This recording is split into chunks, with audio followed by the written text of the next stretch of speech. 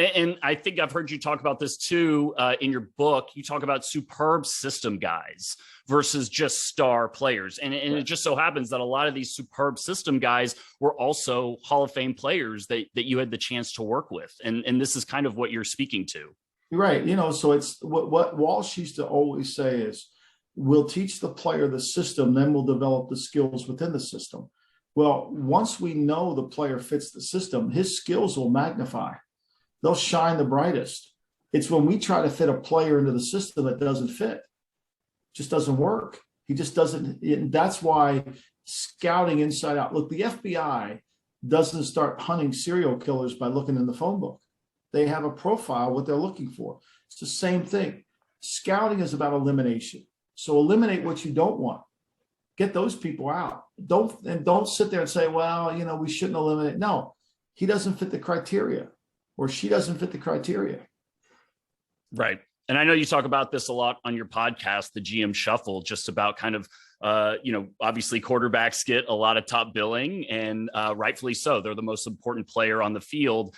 And I think as I'm listening to you talk, I'm thinking about that as well, right? Like the inability to overlook kind of like the maybe glaring personality traits or character flaws, but because somebody has some skills or they did something in college, we kind of like make excuses for them.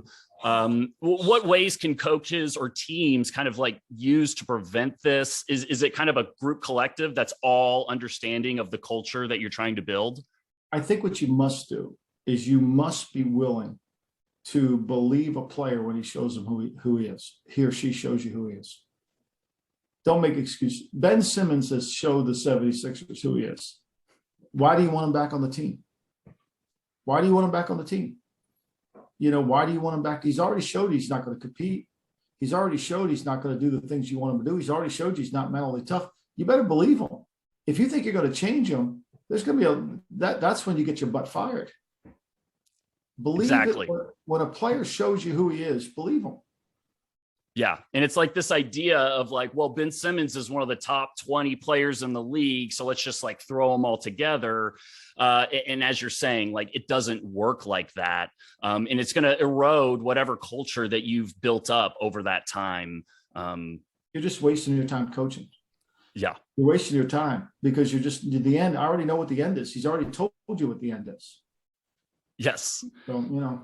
Which is where we are. But, you know, I think like the 1980 U.S. hockey team, Herb Brooks was very intentional about finding the right players versus just grabbing the best 25 players. Because Herb Brooks knew that to beat the Russians, it would take a team. It wasn't going to take time. It wasn't going to take one player. It was going to take a true team, guys that were willing to sacrifice for the good of the team and do the little things that we needed to do. And he knew that the chances of winning were probably 15 to 20%, but they had to do it perfectly. And that's what he did.